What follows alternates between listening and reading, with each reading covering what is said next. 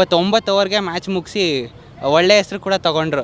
ಅದಕ್ಕೆ ಇವಾಗ ನಾವು ಅದೇ ಭಯ ಆಗ್ತಿದೆ. ಯಾಕಂದರೆ ಹೈದ್ರಾಬಾದ್ ನೆಕ್ಸ್ಟ್ ಮ್ಯಾಚ್ ಸೋಲ್ತಂದರೆ ಆಮೇಲೆ RCB ಗೆಲ್ತಾನೆ ಪಕ್ಕ ಈ ಸಲ ಪ್ಲೇ ಆಫ್ಗೆ ಹೋಗುತ್ತೆ RCB. ಆಮೇಲೆ ನಾನೇನು ಕೇಳ್ಕೊತೀನಿ ಅಂದರೆ ಎಲ್ಲ ಕನ್ನಡಿಗ ಪ್ಲೇಯರ್ಸ್ ಒಂದೊಂದು ಸ್ವಲ್ಪ RCBಗೆ ಬರಬೇಕು ಅಂತ. ಆಮೇಲೆ ಇನ್ನೊಂದು ಏನಂದರೆ ಇವಾಗ ಇನ್ನೂ ಒಳ್ಳೊಳ್ಳೆ ಬೌಲರ್ಸ್ ಬೇಕಷ್ಟೇ ನಮ್ಗೆ RCBಗೆ. ಡೆತ್ ಓವರಲ್ಲಿ ಕಂಟ್ರೋಲ್ ಮಾಡೋರು ಬೇಕು. ಡೆತ್ ಓವರಲ್ಲೇ ನೋಡಿ ಎಷ್ಟೊಂದು ಸಲ ಆಗಿರ್ಬೋದು, ಎಲ್ಲ ಮ್ಯಾಚಲ್ಲೂ ಡೆತ್ ಓವರಲ್ಲಿ ರನ್ ಎಷ್ಟೊಂದು ಹೊಟ್ಟೋಗುತ್ತೆ, ಅದು ಎಕ್ಸ್ಪೆಕ್ಟೇ ಮಾಡೋಕ್ಕಾಗಲ್ಲ. ಸನ್ರೈಸ್ ಹೈದ್ರಾಬಾದ್ ಅಂತ ಟೀಮ್ ಬಂತಂದರೆ ಅದನ್ನ ತಡೆಯೋಕ್ಕೆ ಒಂದು ಬೌಲರ್ ಬೇಕೇ ಬೇಕಾಗುತ್ತೆ, ಕೀ ಬೌಲರ್.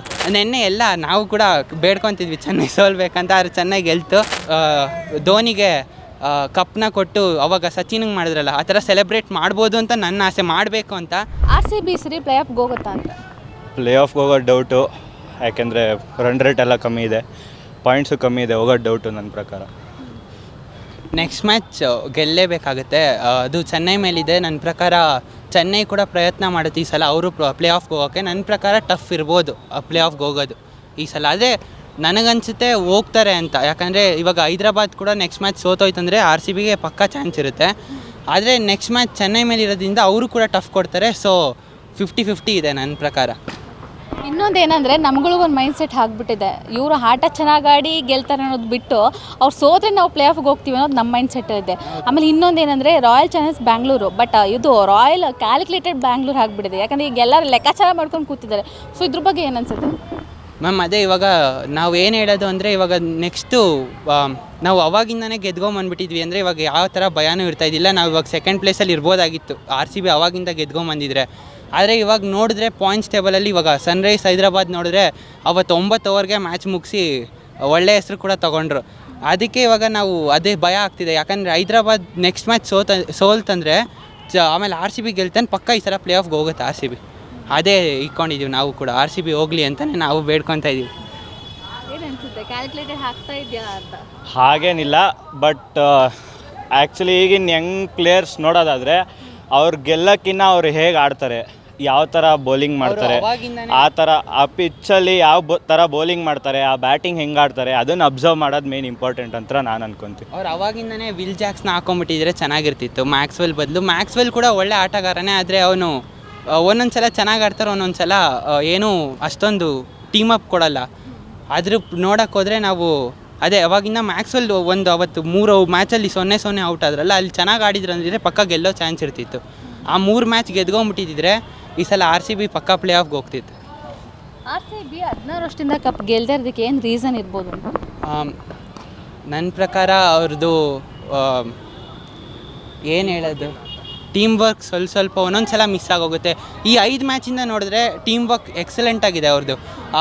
ಸ್ಪಿನ್ನರ್ ಆಗಿರ್ಬೋದು, ಲೆಫ್ಟ್ ಹ್ಯಾಂಡ್ ಸ್ಪಿನ್ನರ್, ಅವರೆಲ್ಲ ಇವಾಗ ಹೆಂಗೆ ಕೋಆರ್ಡಿನೇಟ್ ಮಾಡ್ತಿದ್ದಾರೆ ಅಂದರೆ ಇವಾಗ ಟೀಮ್ ಒಳ್ಳೆ ಅವಾಗ ಹೈದ್ರಾಬಾದ್ ಫೀಲ್ಡಿಂಗ್ ಮಾಡ್ತಿತ್ತಲ್ಲ ಅದೇ ಥರ ಕಾಣಿಸ್ತಿದೆ. ಆದರೆ ಇದು ಮುಂಚೆಯಿಂದ ಇರಬೇಕಾಗಿತ್ತು, ಆದರೆ ಗೆಲ್ತಿದ್ರು.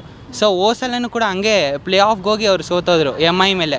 ಅಲ್ಲೂ ಗೆಲ್ಬೋದಾಗಿತ್ತು ಅವರು. ಆ ಗೆದ್ದಿದ್ರೆ ಪಕ್ಕ ನನ್ನ ಪ್ರಕಾರ ಓಸಲಿ ಅವರೇ ಗೆಲ್ತಿದ್ರು ಅನಿಸುತ್ತೆ ಕಪ್ಪು. ಯಾಕಂದರೆ 16 ವರ್ಷದಿಂದ ಲಾಯಲ್ ಆಗಿ ಫ್ಯಾನ್ಸ್ RCBಗೆ ಜಾಸ್ತಿ ಇರೋದು, ಬಟ್ ಅದು ಮ್ಯಾನೇಜ್ಮೆಂಟ್ಗೆ ಅರ್ಥ ಆಗ್ತಿಲ್ವಾ ಹೇಗೆ? ಹೌದು ಅವರು ಬೌಲಿಂಗ್ ಸೆಲೆಕ್ಷನ್ ಒಂದೊಂದು ಸಲ ಚೆನ್ನಾಗಿ ಮಾಡಲ್ಲ, ಒಂದು ಸಲ ಬ್ಯಾಟಿಂಗ್ ಸೆಲೆಕ್ಷನ್ ಚೆನ್ನಾಗಿ ಮಾಡಿದ್ರೆ ಒಂದೊಂದು ಸಲ ಬೌಲರ್ಸ್ನ ಕ್ಲೀನಾಗಿ ತೊಗೊಳ್ಳೋದೇ ಇಲ್ಲ. ಬೌಲರ್ಸ್ನ ತೊಗೊಂಡ್ರೆ ಬ್ಯಾಟ್ಸ್ಮನ್ಗಳು ವೀಕ್ ಆಗೋಗ್ತಾರೆ. ಅದಕ್ಕೆ ಇವಾಗ ಏನು ಮಾಡಬೇಕಂದ್ರೆ ಅವರು ಈಕ್ವಲಾಗಿ ತೊಗೋಬೇಕು. ಇವಾಗ ನೋಡಿ ನಾನು ಯಾಕೆ ಚೆನ್ನೈ ಎಕ್ಸಾಂಪಲ್ ಕೊಡ್ತೀನಿ ಅಂದರೆ ಅವರು ಇರೋ ಬೌಲರ್ಸ್ನೇ ಇಟ್ಕೊಂಡು ಅಷ್ಟು ಮ್ಯಾಚ್ ಗೆದ್ದು ಸೋತಿದ್ದಾರೆ, ಒಪ್ಕೊತೀನಿ. ಆದರೆ ಇರೋ ಬೌಲರ್ಸ್ನೇ ಇಟ್ಕೊಂಡು ಆಡಿಸ್ತಿದ್ದಾರೆ. RR ಅಷ್ಟೇ, ಸಂದೀಪ್ ಶರ್ಮಾ ಇರ್ಬೋದು, ಆ ಬೌಲರೆಲ್ಲ ನಾವು ಹೇಳ್ಬೋದು ಚೆನ್ನಾಗಿ ಮಾಡ್ತಾರೆ ಅಂತ. ಆಮೇಲೆ ನಾನೇನು ಕೇಳ್ಕೊತೀನಿ ಅಂದರೆ ಎಲ್ಲ ಕನ್ನಡಿಗ ಪ್ಲೇಯರ್ಸ್ ಒಂದೊಂದು ಸ್ವಲ್ಪ RCBಗೆ ಬರಬೇಕು ಅಂತ.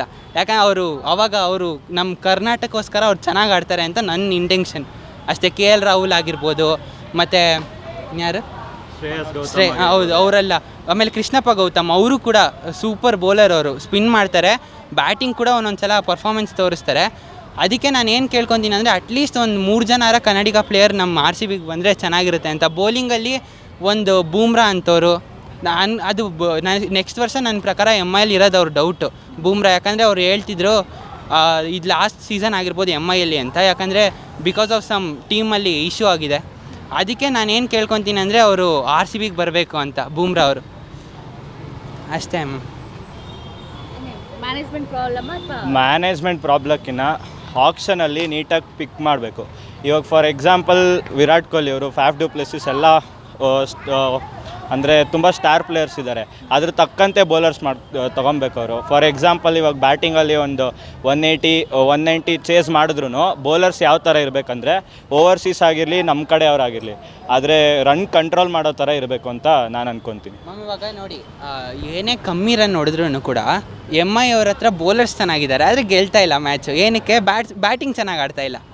ಅದಕ್ಕೆ ನಾವೇನು ಕೇಳ್ಕೊತೀವಿ ಅಂದರೆ ಇವಾಗ ನೆಕ್ಸ್ಟಿಂದ ಎಲ್ಲ ಮೆಗಾ ಆಕ್ಷನ್ ಆಗ್ತಿದೆ ನೆಕ್ಸ್ಟ್ ವರ್ಷ. ಈಕ್ವಲ್ ಆಗಿ ಎಲ್ಲ ಟೀಮ್ಗೂ ಈಕ್ವಲ್ ಬೌಲರ್ಸ್ ಬರಬೇಕು ಅಂತ ನಾನು ಕೇಳ್ಕೊಳ್ಳೋದು. ಯಾಕಂದರೆ ಇವಾಗ ನೋಡಿ ಚೆನ್ನೈಯಲ್ಲಿ ಬಂದಾಗ ಯಾರೂ ಓವರ್ಸೀಸ್ ಪ್ಲೇಯರೇ ಇಲ್ಲ. ಇವಾಗ ಮಹೇಶ ಪತಿರಣ ಅವರು ಕೂಡ ನೇಷನ್ಗೋಸ್ಕರ ವರ್ಕ್ಗೆ ಹೊರ್ಟೋದ್ರು, ಮತ್ತು ಮುಸ್ತಫಿಜುರ್ ಕೂಡ ಹೊರ್ಟೋದ್ರು. ನೋಡೋಕೆ ಹೋದರೆ ಇವಾಗ ಚೆನ್ನೈ ಕೂಡ ಯಾರೂ ಓವರ್ಸೀಸ್ ಪ್ಲೇಯರೇ ಇಲ್ಲ, ಎಲ್ಲ ಅವರು ಇಂಡಿಯನ್ ಪ್ಲೇಯರ್ಸ್ ಇಟ್ಕೊಂಡು ಆಡಿಸ್ತಿದ್ದಾರೆ. ಅದು ಕೂಡ ನಾವು ಹೇಳ್ಬೋದು ತುಷಾಲ್ ದೇಶಪಾಂಡೆ ಪರ್ಫಾರ್ಮೆನ್ಸ್ ಚೆನ್ನಾಗಿ ಮಾಡ್ತಿದ್ದಾರೆ ಹೋಗ್ತಾ.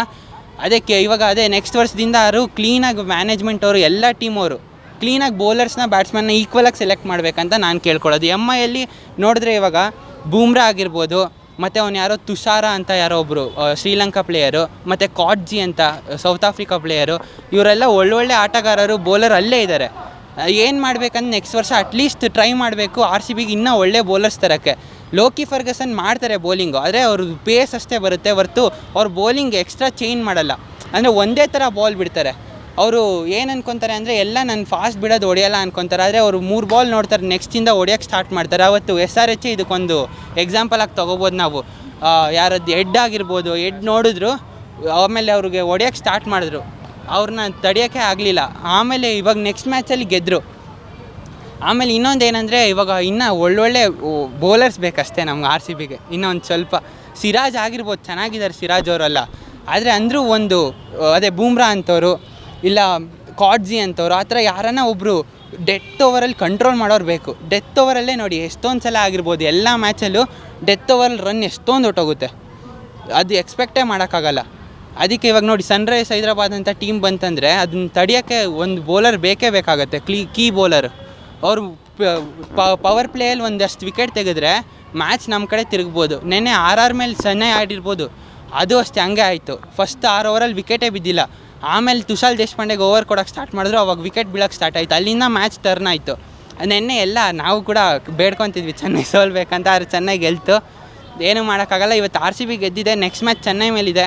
ನನ್ನ ಪ್ರಕಾರ ಚೆನ್ನೈ ಟಫ್ ಕೊಡುತ್ತೆ, ಯಾಕಂದರೆ ಅವರು ಪ್ಲೇ ಆಫ್ಗೆ ಹೋಗ್ಬೇಕಂತ. ಆಮೇಲೆ ಧೋನಿದು ಬೇರೆ ಲಾಸ್ಟ್ ಸೀಸನು. ನನ್ನ ಪ್ರಕಾರ ಕ್ಯಾಪ್ಟನ್ ಋತುರಾಜ್ ಧೋನಿಗೆ ಕಪ್ನ ಕೊಟ್ಟು ಅವಾಗ ಸಚಿನ್ಗೆ ಮಾಡಿದ್ರಲ್ಲ ಆ ಥರ ಸೆಲೆಬ್ರೇಟ್ ಮಾಡ್ಬೋದು ಅಂತ ನನ್ನ ಆಸೆ. ಮಾಡಬೇಕು ಅಂತ ಮಾಡಿದ್ರೆ ನನಗೆ ಖುಷಿ, ಯಾಕಂದರೆ ಅವರು ಧೋನಿ ಅಷ್ಟು ಇಂಡಿಯಾಗೆ ಮಾಡಿದ್ದಾರೆ, ಆದರೆ ಈ ಧೋನಿ ರಿಟೈರ್ ಆದಾಗ ಯಾರೂ ಕೂಡ ಅವ್ರಿಗೆ ಸೆಲೆಬ್ರೇಟ್ ಮಾಡಲಿಲ್ಲ. ಅಂದರೆ ಅಂದರೂ ಧೋನಿ ಪಾಪ ಅವ್ರದ್ದು ಒಂದರ ಆ ಥರ ಏನಂತಾರೆ ಸಚಿನ್ಗೆ ಮಾಡ್ದಂಗೆ ಒಂದು ಸಲ ಮಾಡಬೇಕಂತ ನನ್ನ ಆಸೆ. ನೋಡೋಣ ಏನಾಗ್ಬೋದು, ಎಲ್ಲ ಹೇಳೋಕ್ಕಾಗಲ್ಲ. ಗೆಲ್ಲಬೋದು, RCB ಗೆದ್ರೇನೂ ಚಾನ್ಸ್ ಇದೆ, CSKಗೂ ಚಾನ್ಸ್ ಇರುತ್ತೆ, ಯಾಕಂದ್ರೆ ಅವ್ರು ಇವಾಗ 3ನೇ ಪಟ್ಟಿಗೆ ಹೋಗಿದ್ದಾರೆ. ಅವರು ಇವ್ರು ಸೋಲ್ಬೇಕು, ಯಾರು SRH ಸೋತ್ರೆ ನಮಗೆ ನೆಕ್ಸ್ಟು ಇಬ್ಬರು ಟೀಮ್ಗೂ ಚಾನ್ಸ್ ಇರುತ್ತೆ. Speed Plus Karnataka.